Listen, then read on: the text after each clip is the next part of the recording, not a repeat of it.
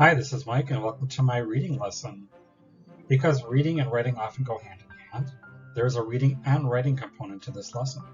The topic is paraphrasing. Paraphrasing is an important skill in everyday and academic writing. To be able to paraphrase effectively, one must be able to understand the meaning of a text and then restate the text in one's own words while retaining the original meaning. There is a strong rationale for a lesson on paraphrasing, particularly in an academic context. Students are often required to paraphrase to demonstrate their understanding of a text. However, paraphrasing can turn into plagiarism if the text is too close to the source. Therefore, students, particularly ESL students, need to learn reading strategies for effective paraphrasing so that they do not commit an academic offense. Thus, this lesson is intended for college-bound students with high intermediate or advanced English proficiency.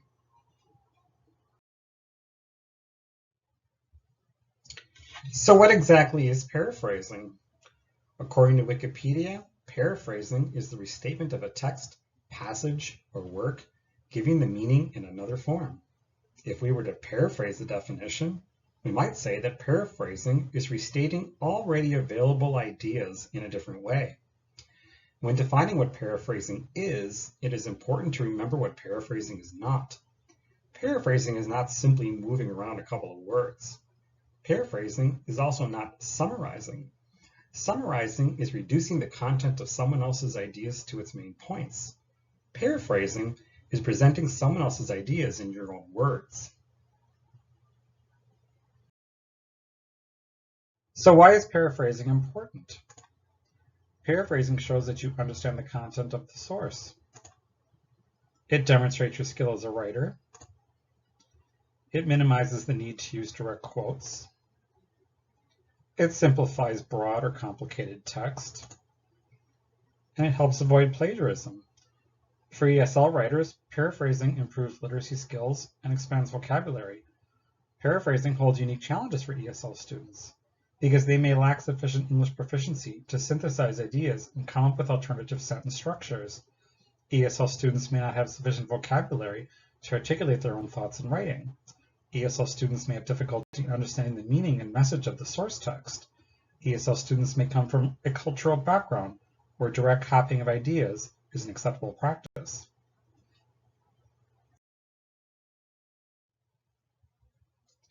Students are introduced to the concept of paraphrasing with a warm-up exercise.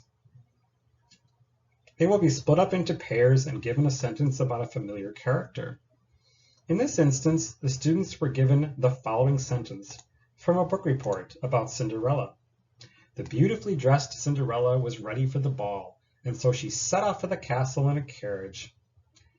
The students have been asked to rephrase the sentence to make it sound as absurd as possible. The students will read their paraphrases to the class and vote on which one they think is the funniest. The students agreed that the following paraphrase was the most absurd rendering of the text. Cinderella got tarted up for the haughty hoedown and bounced into an 8-legged carrot guzzler headed for the moat market.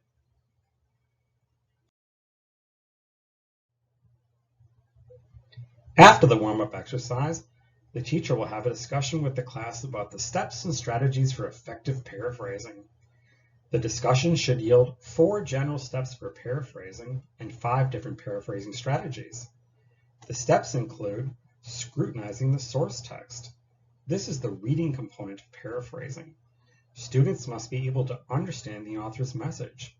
They may need to reference bilingual dictionaries and/or a thesaurus in order to fully understand the original text. Write out the message in your own words. This is the writing component of paraphrasing. Compare your version against the source text. Is the paraphrase accurate? Does it completely capture the author's message? Citing to your sources. Proper citation is critical in academic writing. Strategies for effective paraphrasing include using note cards to write down your thoughts, using synonyms to get away from repeating the wording of the original text, changing the sentence structure, breaking up long sentences into shorter sentences, and synthesizing 2 or more sentences into one sentence for conciseness.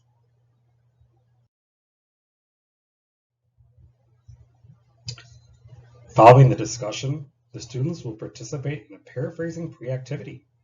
For this activity, the same pairs will each be given a sentence followed by rewordings of the sentence.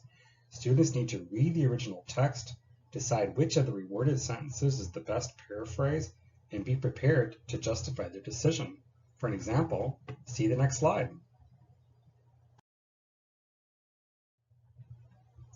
The teacher will work with the class on the first sentence before they begin working in pairs. Here is the sentence the teacher chose to work on as a class. Deserts cover 1/5 of the Earth's surface. Which one of the following sentences do you think is the best paraphrase?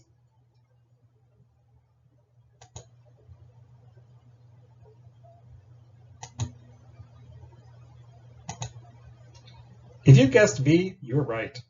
Sentence A uses less words, but is too similar to the original text to be a good paraphrase. Sentence C uses the same number of words as the original text. However, it does not convey the same meaning as the original. In contrast, sentence B uses an alternate sentence structure and an economy of words to restate the meaning.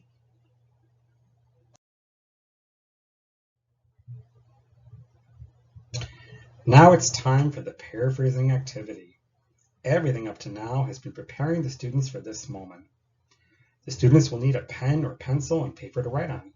They will have access to resource materials in the classroom, like dictionaries and thesauruses, as well as the internet. The teacher will use the overhead projector to model the paraphrasing activity. Each pair of students will be given a more complicated text to paraphrase, 2 or 3 sentences. Each pair of students will then give their paraphrase to another pair of students, who will paraphrase the paraphrase. The teacher will then compare the final paraphrase with the original text to see if the meaning has been retained.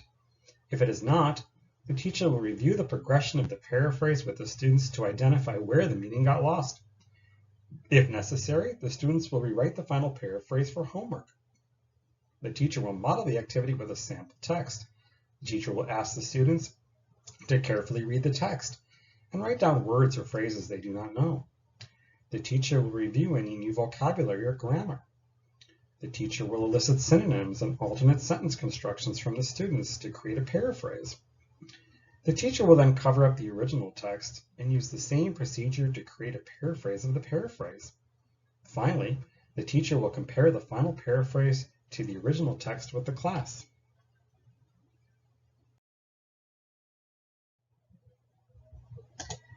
All right, class, let's read these sentences aloud and make sure we understand the meaning. Coral reefs are important habitats for a huge diversity of animals, but sadly, warming oceans and pollution threaten most coral reefs. This comes from the Science Journal for Kids, November 2022 issue. All right, so are there any words in this text that you do not know? Habitat? Okay. Does anyone know what habitat is? Is a habitat the same as your home? Is that what we mean when we're talking about a habitat? No. Okay, well, how would you explain what a habitat is? Yeah, that's right. It's like a natural home for animals and plants. All right, what about the word diversity? We all know what that means, but is there another word that means something similar? Yeah, I like that. Variety. We can definitely say a variety of animals instead of a diversity of animals, and it has the same meaning. What about the verbs? How can we rephrase those? Is important. If something is important to you, you rely on that something, right? I mean, my car is important to me. I rely on it to get to work. So we can say that animals rely on coral reefs for their habitat. How about threaten? We can turn that verb into a direct object by changing threaten into pose a threat. Finally, what can we do about the sentence structure? Can we alter it without compromising the meaning of the original text? Sure. We can combine these sentences actually into one sentence and replace the second coral reef with the pronoun them. So here's a first paraphrase. A large variety of animals rely on coral reefs for habitat, but sadly, warming oceans and pollution pose a threat to them. So this first paraphrase restates the meaning of the original text, but it does so in a different yet equally valid grammatical and idiomatic way. All right, let's try creating a paraphrase of the paraphrase. And for that, we're not going to look at that first original text. We're just going to look at this first paraphrase. So now let's try alternating the sentence structure of this paraphrase by making the second phrase an independent phrase. And let's take that first phrase and turn it into a relative clause that modifies the word habitat. And how about a synonym for threat? What do you got? Danger, yeah, okay. Peril, good. Risk, I like risk, that's good too. Oh, a verb? Okay, well, they're definitely more dynamic. So what if we choose a verb that means to threaten? Anybody? Yeah, endanger. Endanger captures the idea of a threat. What about large variety? Can we think of a single word that captures that idea? Abundance? That could work. What about animals? Is there another term for that we could use? Oh, wildlife? Yeah, well, wildlife, that arguably encompasses other life forms such as like plants and organisms. Is that the author's intended meaning? Okay, it might be. So let's try this. Okay, so warming oceans and pollution endanger coral reef habitat, which is the home to an abundance of wildlife. Okay, so here's our paraphrase of the first paraphrase.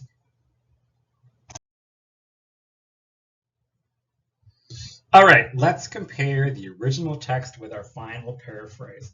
So who thinks this is a good paraphrase of the original? Yeah, you're right. The paraphrase basically expresses the same idea as the original text, and it does so with one sentence and less words, 16 words compared to 21. Does anyone have a concern about the final paraphrase? Well, you've got a point there. Abundance means a lot of something, but it doesn't necessarily mean a variety of something. But it could be interpreted as variety or diversity within the context of this sentence. And as we indicated, wildlife is a broader term than animals. However, there are plants and organisms that are found in coral reefs, so the author's intended meaning could encompass this term. So we notice that the second paraphrase moves a little further afield from the original text as the first paraphrase did, but as a whole, I think we can say that the second sentence is a good paraphrase of the original. Now you're going to get an opportunity to work in your pairs to paraphrase and re-paraphrase your own sentences. Be sure to use the reference materials if you need them, and to apply the steps and strategies for paraphrasing that we've been talking about. I'll be walking around the room to check your progress and answer any questions you might have. In terms of assessment, the teacher will circulate around the room to ensure that students are using the steps and strategies for paraphrasing, and will informally assess their understanding through their participation in the warm-up exercise and in class activities. The teacher will answer any questions and encourage students to use the reference materials to find synonyms and to think outside the box. The teacher will conduct a formal assessment by comparing the students' final paraphrases and grading a homework assignment. Students will have a homework assignment in which they will work on their own to paraphrase an academic text. The students will have a week to complete this assignment, so the text will be more sophisticated. The students will be encouraged to use a dictionary and thesaurus, and to imagine that they must describe their text to a friend or family member. Students are expected to cite the source text using MLA style. This assignment is graded.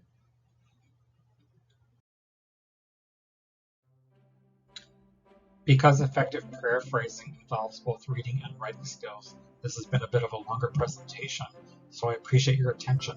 Thank you for watching.